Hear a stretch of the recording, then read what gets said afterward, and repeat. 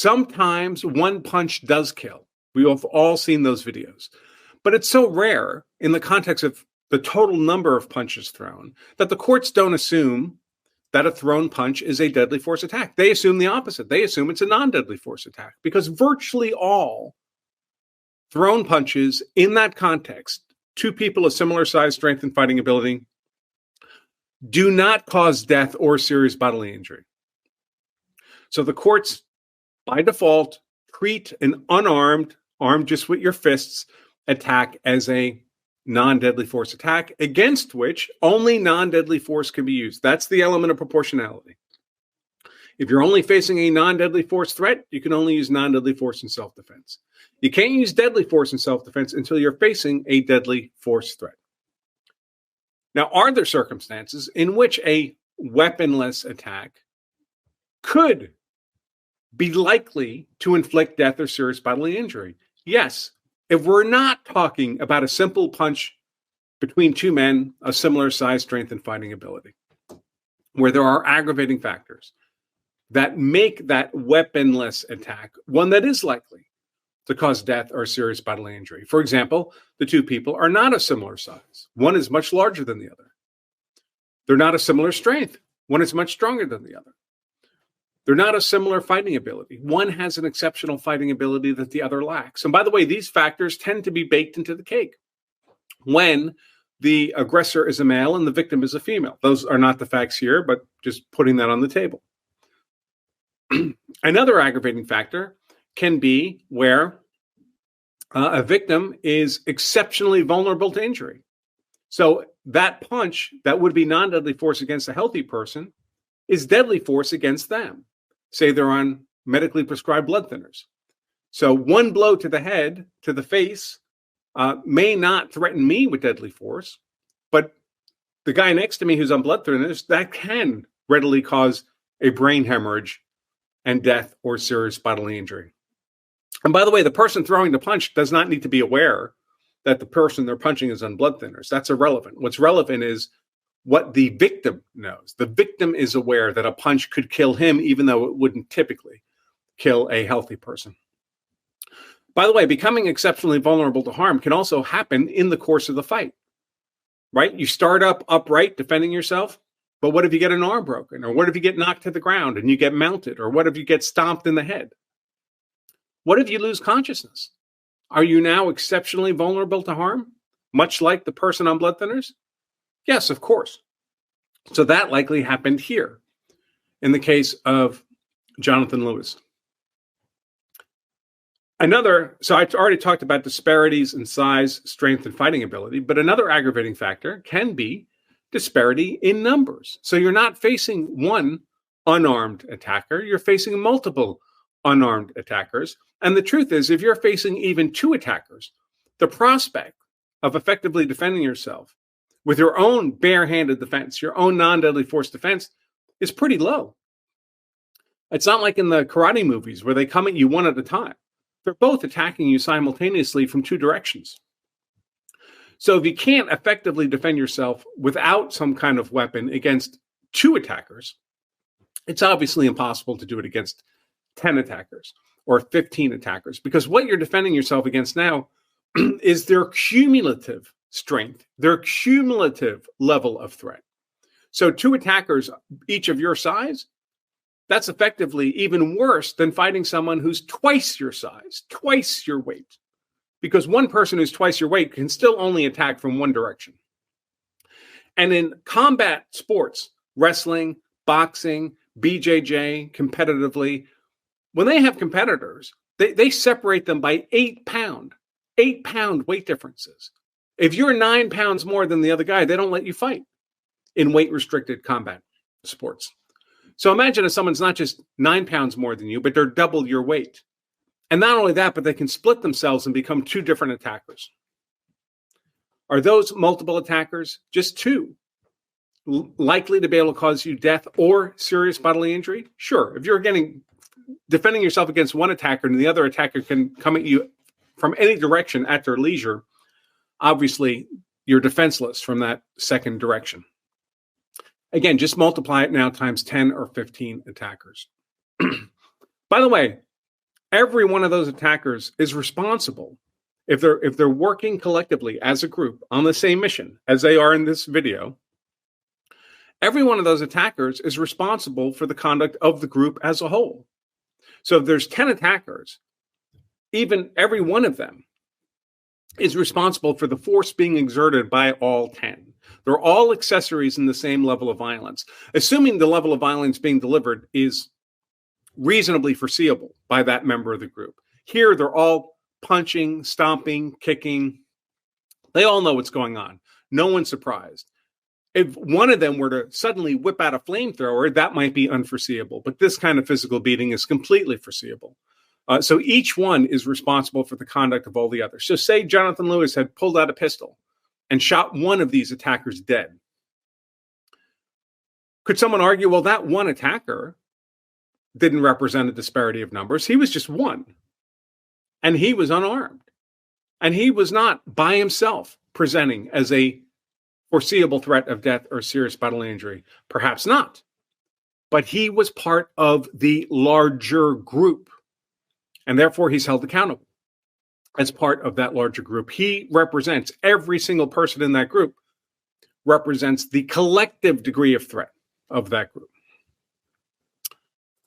So let's see if there's anything else I wanted to touch upon here. I did before I wrap up. So those are kind of the components of a legal analysis of this kind of attack. Would Jonathan Lewis here have been privileged to use deadly defensive force to defend himself against this attack? If he had a pistol on him, could he have pulled it lawfully and shot one or more of these attackers, continuing to use deadly defensive force as long as they presented as a deadly force threat? The answer is yes, incontestably.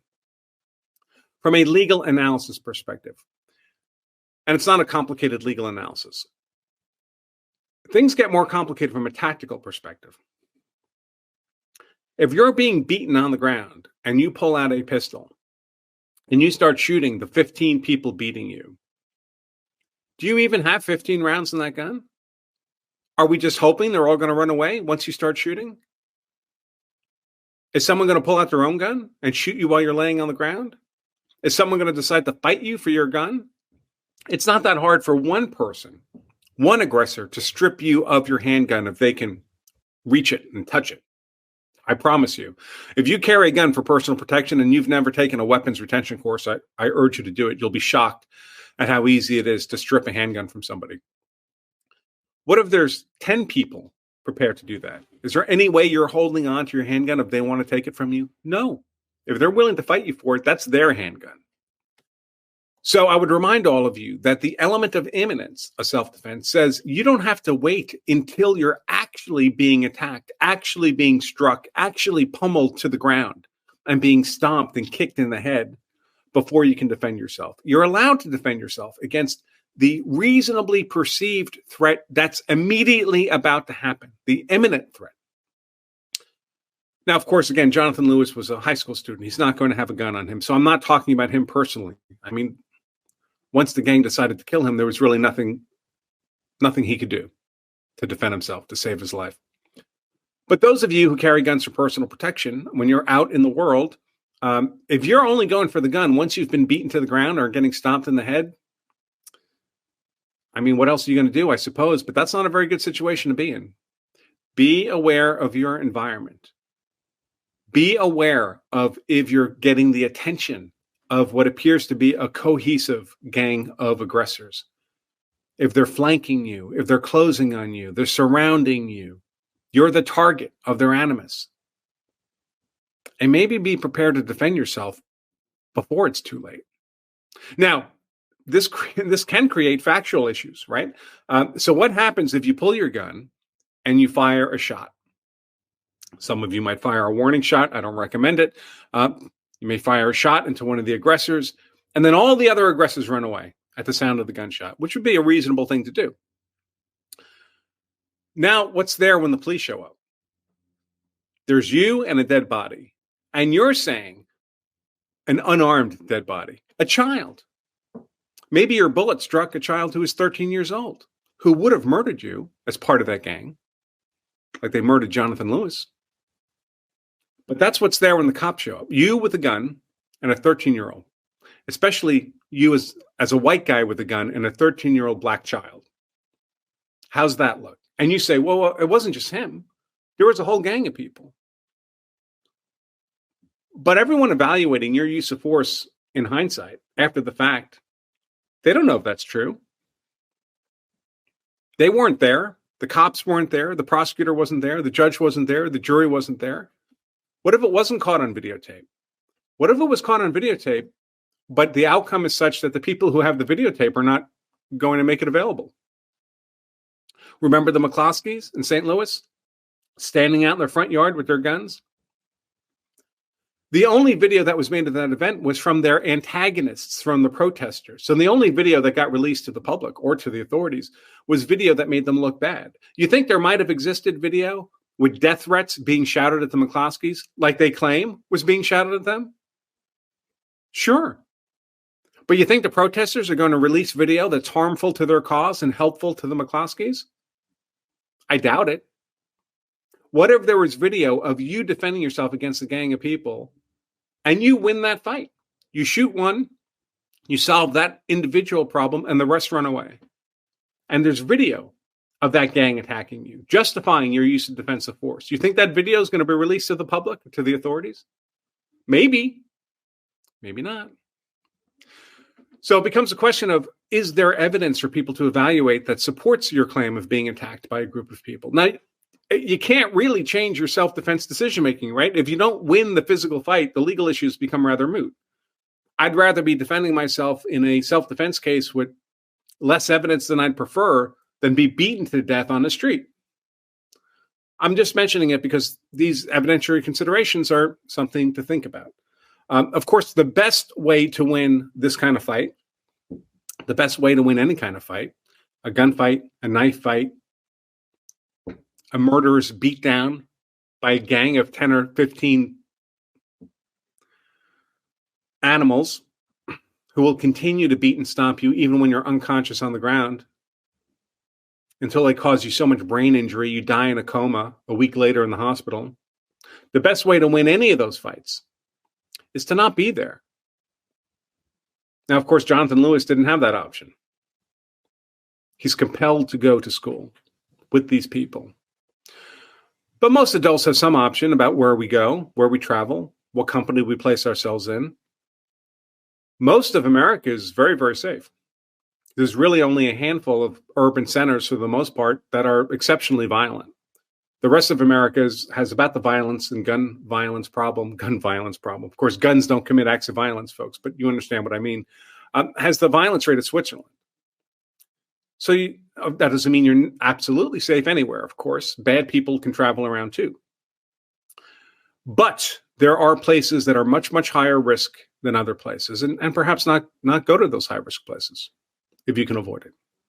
All right, folks. On Thanksgiving vacation, didn't plan to record this show in my dad's workshop, but here we are. I'm going to wrap up at this point. I will wish all of you I do have a show for tomorrow, which is Wednesday, but it's pre-recorded. Well, just like this one will be pre-recorded for all of you because I'm not streaming it live from my dad's workshop. And then Thursday and Friday, there won't be shows for Thanksgiving. Back in the office on Monday. All right, folks. With that said, I will remind all of you that if you carry a gun, so you're hard to kill. If you carry a knife, so you're hard to kill. If you carry pepper spray, so you're hard to kill. If you study jiu-jitsu, so you're hard to kill. I do all those things, so I'm hard to kill. So my family is hard to kill. Then you also owe it to yourself and your family to make sure you know the law, so you're hard to convict as well.